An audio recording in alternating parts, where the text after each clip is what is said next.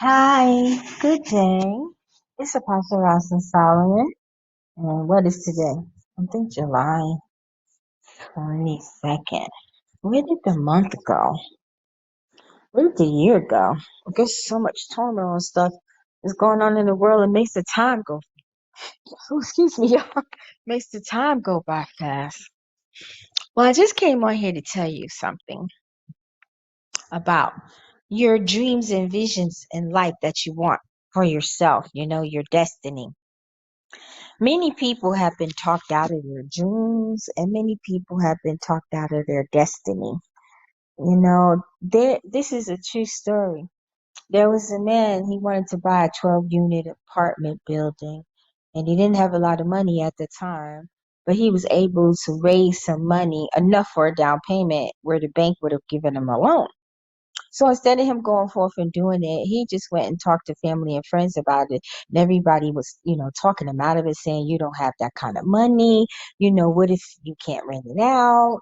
What if you can't do this and do that? So they talked him out of it. So here we are now 4 years later, and that building was bought by someone else, and they spent, maybe 10 grand to remodel it, because it was a good building. And now, the man who bought it 4 years ago sold it for $7 million.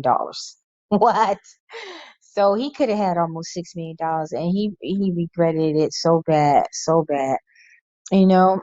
So here's to say, if you have a dream or a vision, right? And when you go to family members and friends to tell them, now I can see if you go into them to raise funds to help.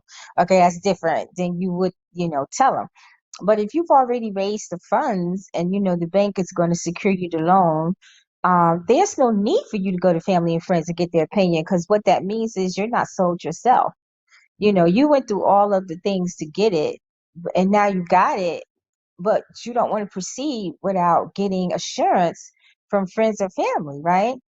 And so that means you're not sure in yourself. You're not sure that that's the dream that you really want to do. Because if you was, you wouldn't need anybody else's opinion. You would just go to God and get God's opinion. You wouldn't even go to man, because people can be jealous. Your own family members, especially, they're your worst enemies.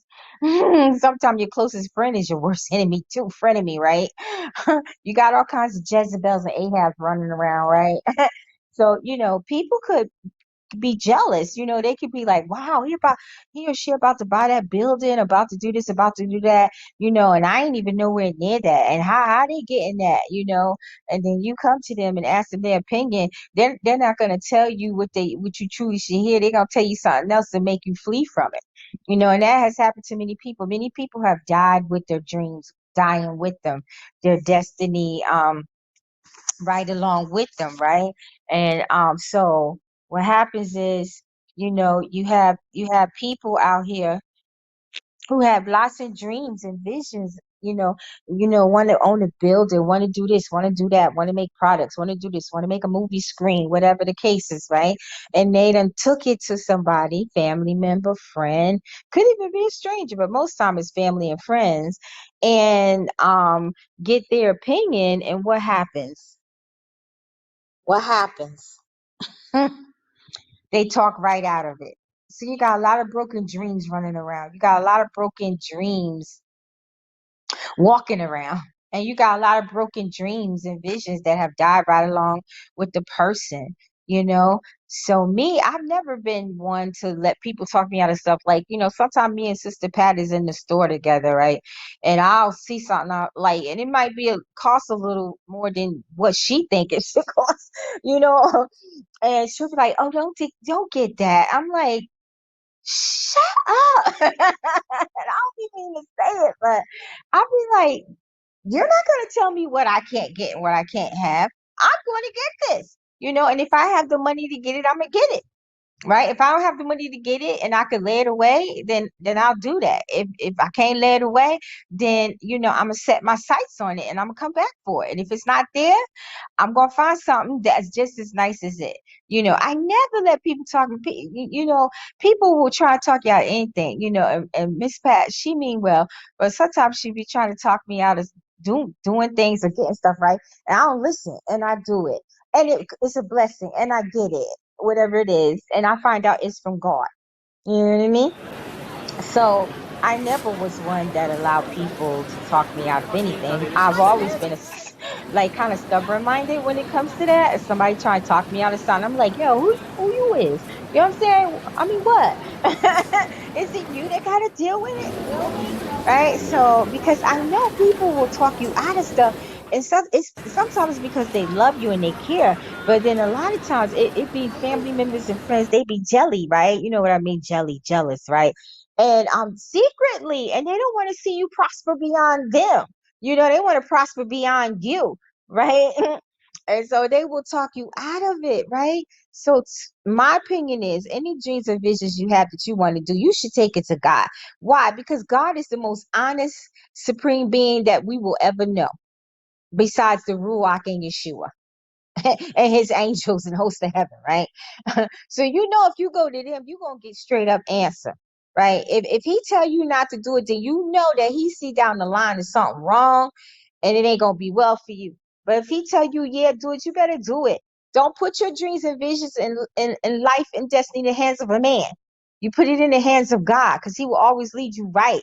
You know, and even if it's not what he wants you to do, he'll tell you, you know what, because he has done it to me. He'll go, you know what, I don't want you to do that, but here, this is what I want you to do, right? And then I do it, and it comes out better. Or he'll say, you know, like I was looking for a recliner chair and a computer desk, right? Because I need a computer desk for my Apple, so I could start making my beats and stuff like that, right?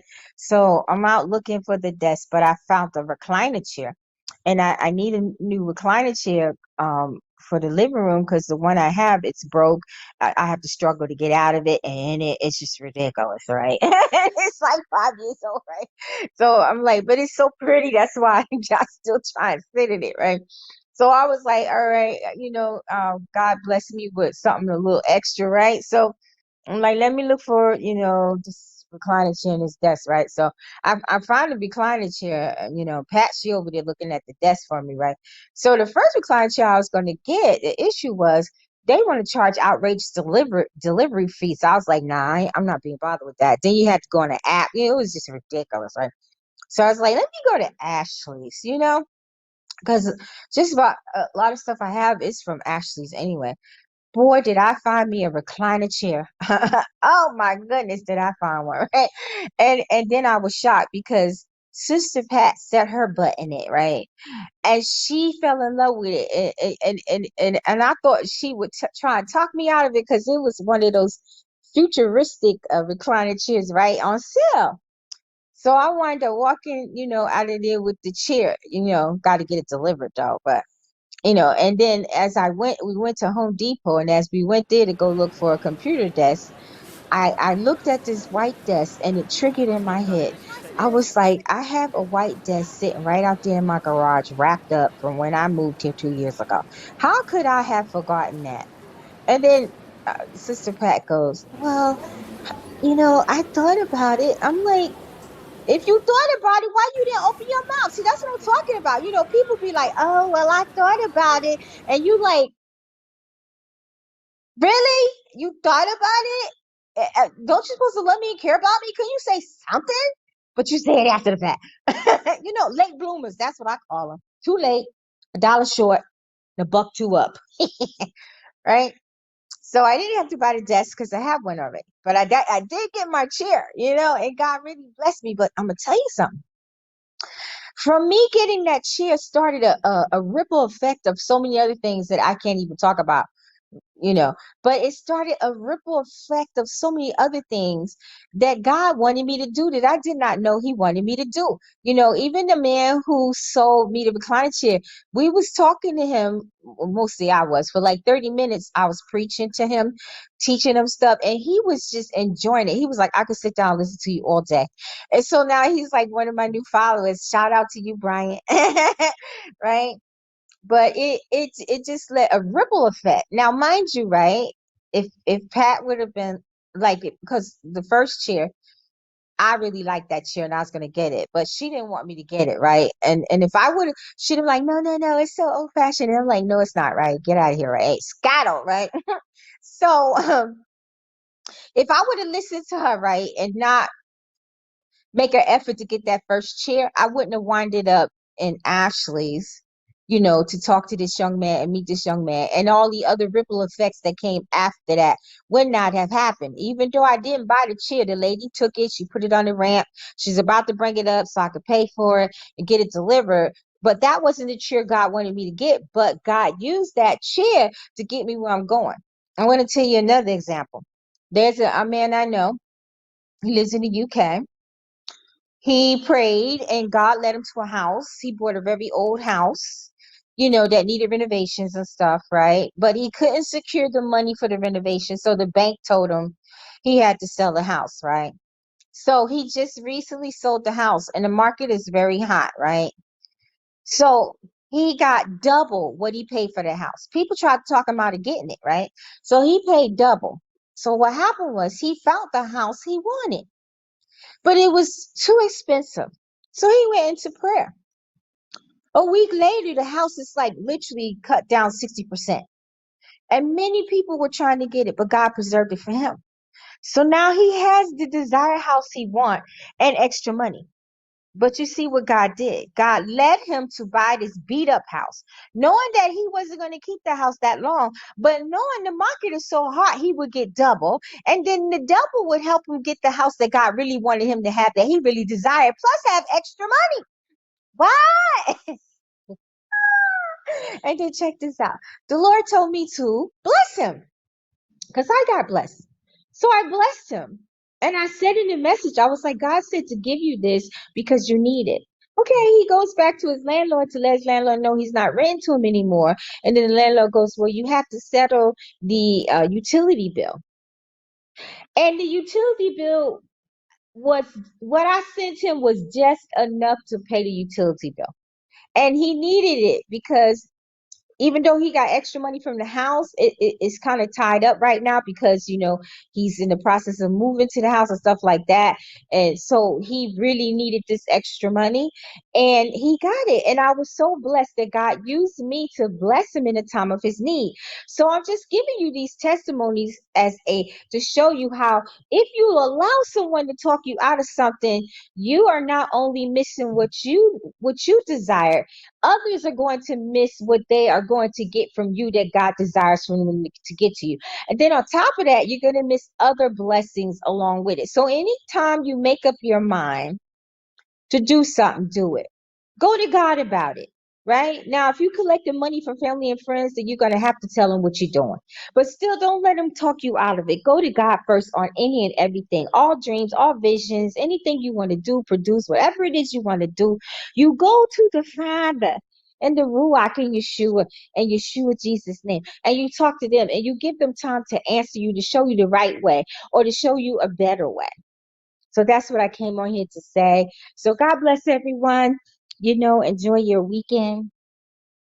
You may hear from me next week. I'll put up a couple of some audios. I got about 4 or 5 other audios to put up. And one day next week I'm going to do my radio show. So look forward to that. All right. So God bless everyone. And if I have a dream or vision or God give me a word, I'll be back. So everybody, you enjoy yourself. Keep me in prayer as I do you. Much love and shalom.